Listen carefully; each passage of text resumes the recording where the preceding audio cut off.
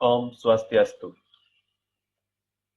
Perkenalkan, nama saya Iwan Cipta Adi Mahendra, NIM 202062121166, kelas A3, Program Studi Arsitektur, Universitas Warmadewa.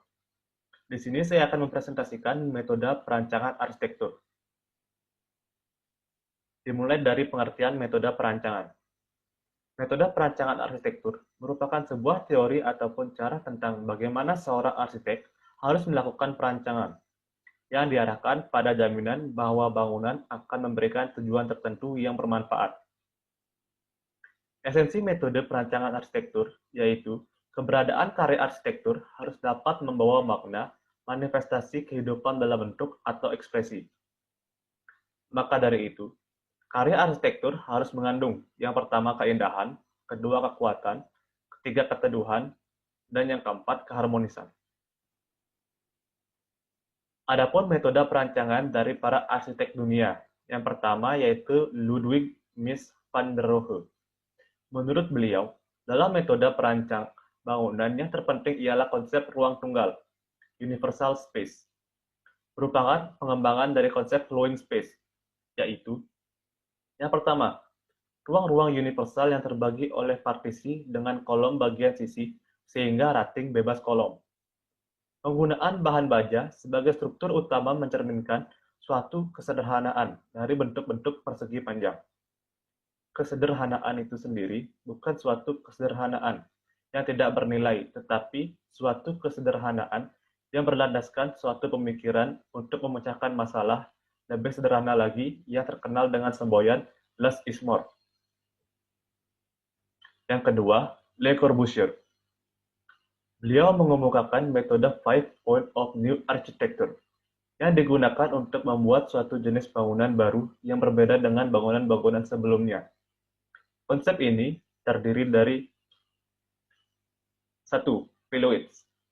Piloids yang merupakan metode konstruksi dalam bangunan yang baru dan modern pada eranya. Konstruksi ini berupa dinding pendukung dengan pola grid yang diperkuat dengan kolom beton. Yang kedua, the roof garden. Penggunaan beton bertulang menuntut perlindungan terhadap perubahan suhu pada bangunan. Hal ini dapat dicegah dengan pemeliharaan kelembaban pada atap beton, salah satunya dengan pembangunan roof garden.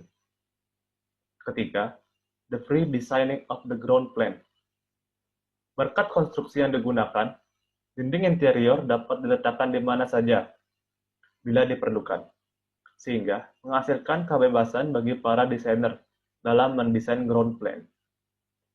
Yang keempat, the horizontal window.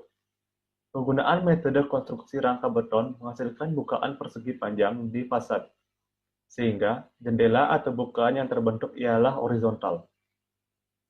Jendela horizontal ini ternyata sangat efektif karena pencahayaan ruangan menjadi maksimum dibandingkan jendela berbentuk vertikal.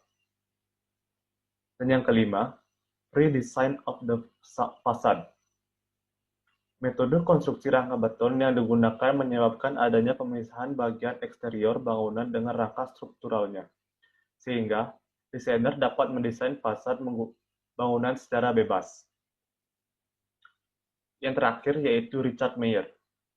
Tiga dari konsep yang paling penting dari Richard Meyer adalah cahaya, warna, dan tempat. Arsitekturnya menunjukkan bagaimana geometri polos, berlapis-lapis, definisi ruang, dan efek cahaya dan bayangan memungkinkan Richard Meyer untuk menciptakan ruang yang jelas dan mudah dipahami. Sekian presentasi dari saya.